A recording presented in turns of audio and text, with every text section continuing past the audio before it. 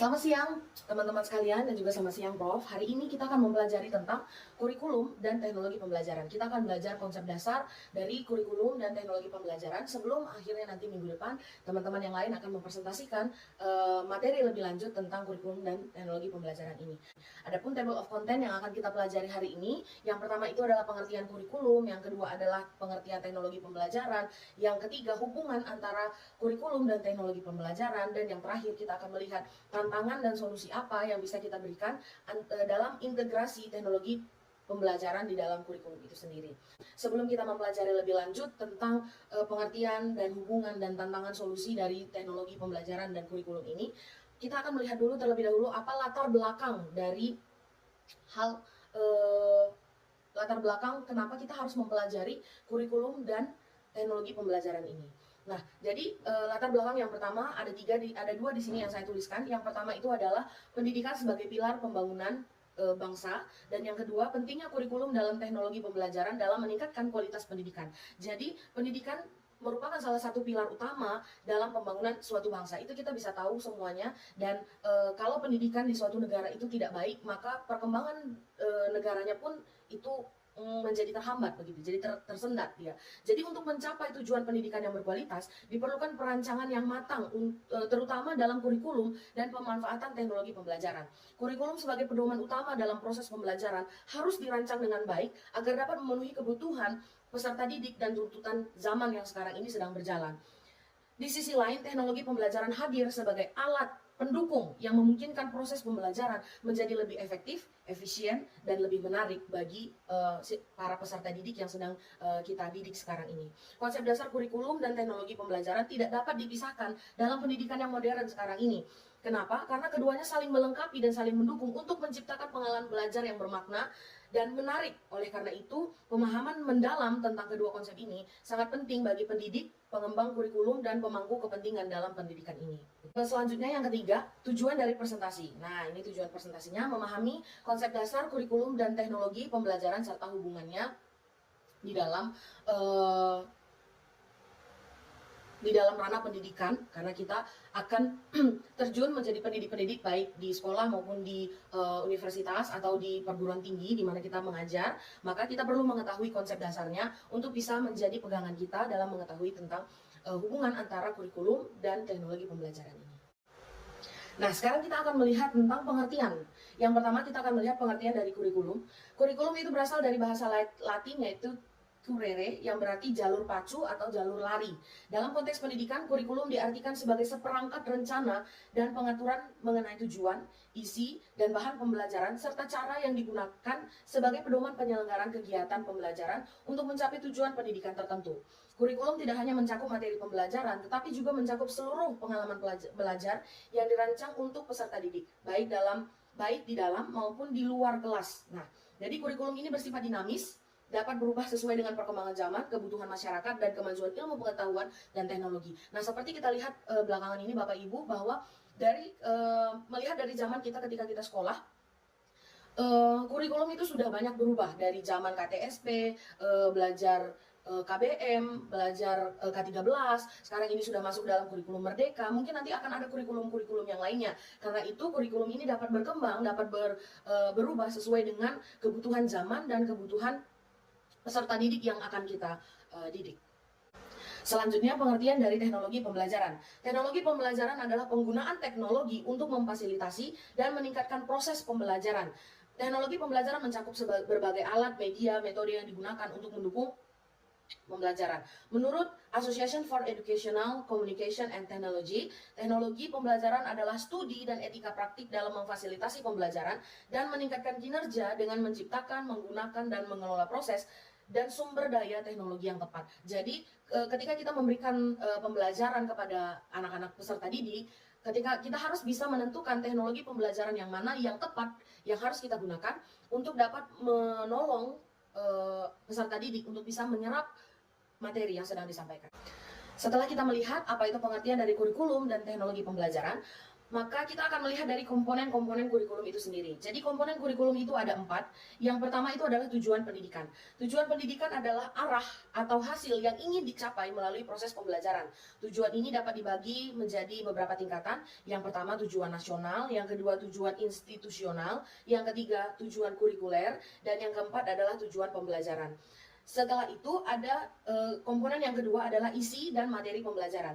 Isi atau materi pembelajaran mencakup pengetahuan, keterampilan, nilai, dan sikap yang harus dipelajari oleh siswa.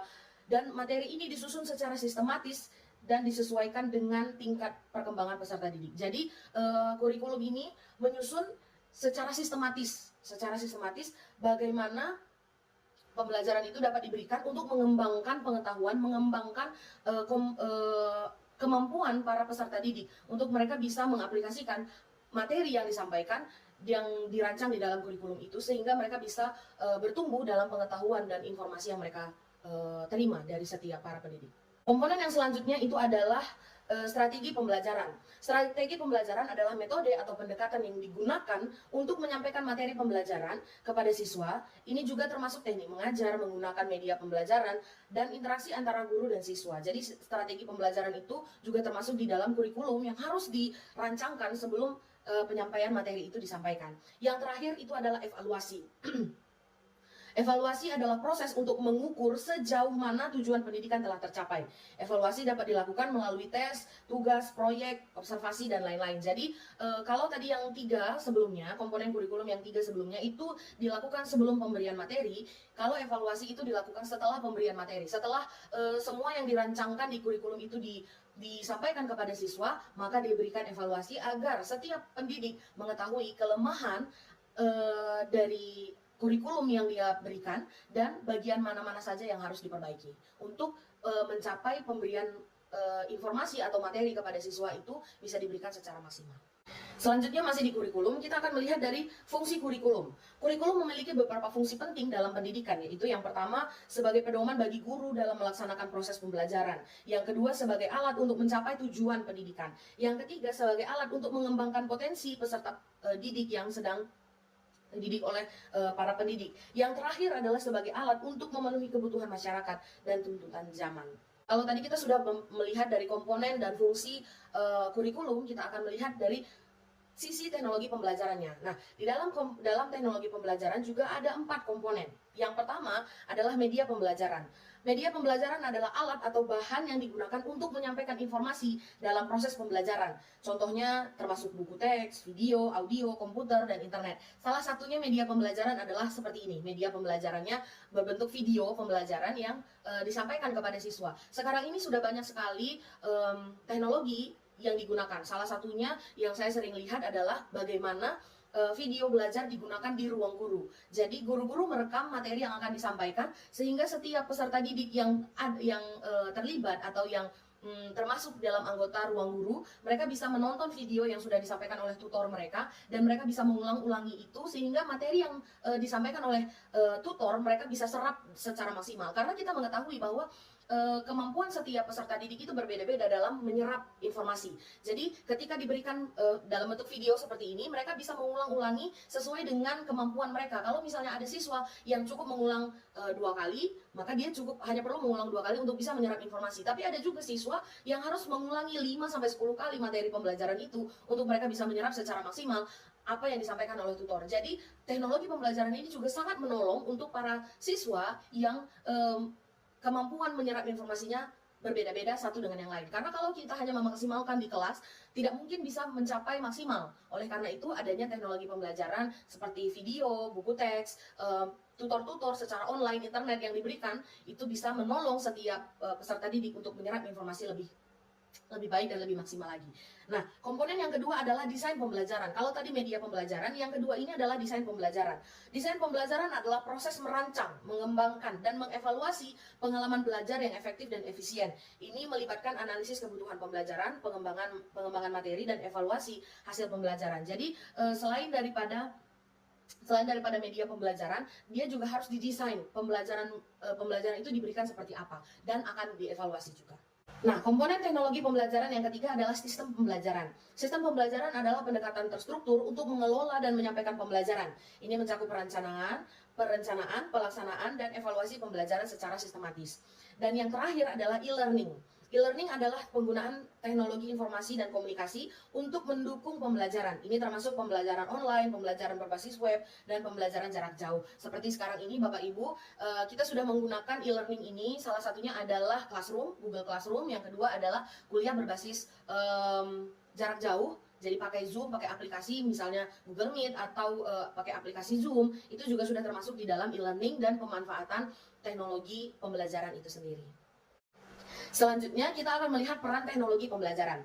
Teknologi pembelajaran memiliki beberapa peran penting dalam pendidikan, yaitu yang pertama meningkatkan efektivitas dan efisiensi proses pembelajaran. Jadi meningkatkan efektivitas dan efisiensi ini, contohnya kita bisa menghemat waktu dan menghemat biaya tanpa harus mengeluarkan biaya yang besar. Kita bisa kuliah, contoh kuliah jarak jauh, dosennya dari Jawa atau dari Jakarta atau mungkin dari luar negeri, dan kita ada di sini, kita ada di Manado, tapi kita bisa tetap melangsungkan perkuliahan. Itu sangat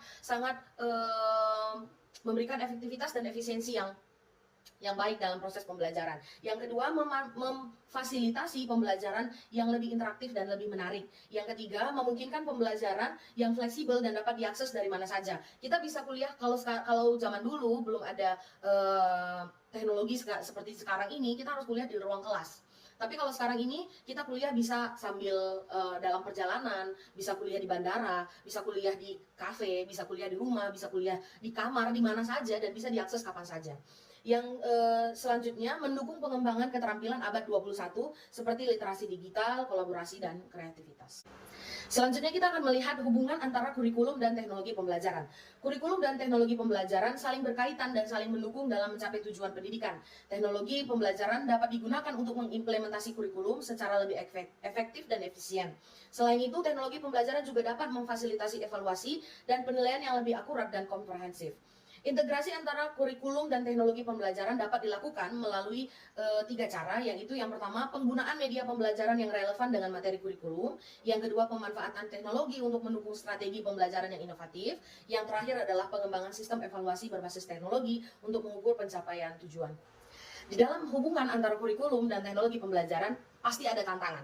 Nah, tantangan yang pertama adalah keterbatasan akses teknologi di daerah terpencil. Nggak usah daerah terpencil, kita tidak usah membicarakan daerah 3T, tapi kita melihat aja perbedaan antara wilayah ibu kota Jakarta, apakah masih ibu kota sampai hari ini, pokoknya wilayah Jakarta dengan Sulawesi Utara. Kalau di Jakarta, kecepatan internet itu bisa 10 megabyte per second, atau bahkan mungkin 3 megabyte per second. Tapi kalau misalnya kita ada di Sulawesi Utara, yang saya perhatikan belakangan ini, itu 50 megabyte per second sampai 90 megabyte per second, bahkan sampai 118 megabyte per second. Jadi kalau di Jakarta kita bisa buka sebuah web itu dalam waktu 3 sampai 10 detik, kalau di Sulawesi Utara kita membutuhkan 50 sampai 90 detik untuk bisa membuka satu website begitu. Nah, berbeda lagi dengan wilayah yang terpencil, lebih terpencil lagi. Jadi ini adalah salah satu kelemahannya. Ketika kita menggunakan teknologi pembelajaran, tidak semua wilayah bisa menggunakan itu karena memang keterbatasan akses internetnya. Yang kedua, kurangnya keterampilan guru dalam menggunakan teknologi. Tidak bisa kita pungkiri bahwa pada zaman ini, apalagi guru-guru yang sudah cukup berumur, ya kan, mereka sangat sulit menggunakan teknologi. Karena apa? Mereka tidak terbiasa. Mereka sudah terbiasa dengan kurikulum yang kontemporer begitu. Berbeda dengan Prof. Beni. Prof. Beni sangat into kepada perkembangan zaman, sehingga beliau belajar. Tapi tidak bisa kita pungkiri, memang banyak sekali, bukan hanya di daerah-daerah terpencil, tapi sekalipun di Sumatera Utara, di Sulawesi Utara, banyak guru-guru yang sudah cukup berumur, bahkan mereka merasa bahwa mempelajari teknologi itu adalah sesuatu yang sangat sulit dan membebani mereka begitu. Yang selanjutnya, yang ketiga, ketidaksesuaian antara kurikulum dan teknologi yang tersedia. Seperti yang saya bilang tadi, teknologinya terbatas, kurikulumnya juga terbatas. Jadi untuk mencocokkan antara kurikulum dan teknologi pembelajaran yang bisa digunakan, itu pun ada tantangannya. Kadang-kadang nggak cocok, sehingga apa yang mau disampaikan dan apa yang ditangkap oleh peserta didik tidak match, tidak sinkron begitu. Nah, solusi untuk mengatasi tantangan ini antara lain yang ya sekiranya bisa disampaikan tapi mungkin realisasinya membutuhkan waktu yang cukup panjang dan biaya yang cukup besar. Yang pertama adalah peningkatan infrastruktur teknologi di daerah terpencil. Ini yang saya bilang tadi, karena membutuhkan biaya yang cukup besar. Yang kedua, pelatihan guru dalam penggunaan teknologi pembelajaran. Yang terakhir adalah pengembangan kurikulum yang lebih fleksibel dan adaptif terhadap perkembangan teknologi. Jadi Pengembangan kurikulum yang fleksibel ini mungkin juga cukup membantu guru-guru untuk menunggu adanya pengembangan teknologi, pengembangan fasilitas teknologi di daerah mereka. Jadi kita bisa memberikan pilihan kurikulum yang fleksibel. Jadi mereka pun bisa tetap menggunakan kurikulum tersebut dengan keterbatasan infrastruktur teknologi yang ada di daerah mereka. Begitu. Jadi sebagai orang-orang yang belajar tentang hal ini, kita pun harus memikirkan sampai jangka jauh, sampai juga kita memikirkan orang-orang yang ada di daerah-daerah terpencil, bukan hanya memikirkan orang-orang yang ada di daerah-daerah yang fasilitas infrastruktur teknologinya memadai dan cukup, sehingga setiap pendidikan itu bisa merata di seluruh Indonesia. Yang terakhir, kita akan melihat kesimpulan dari apa yang saya sampaikan. Konsep dasar kurikulum dan teknologi pembelajaran adalah dua aspek penting dalam pendidikan yang saling melengkapi. Kurikulum memberikan kerangka dan arah untuk pembelajaran, sementara teknologi pembelajaran memberikan alat dan metode untuk mencapai tujuan pembelajaran secara lebih efektif. Dengan menggabungkan keduanya, pendidik dapat menciptakan pengalaman belajar yang lebih kaya dan bermakna bagi siswa. Hanya ini yang saya sampaikan. Saya mengucapkan terima kasih. Jika ada pertanyaan, saya persilahkan.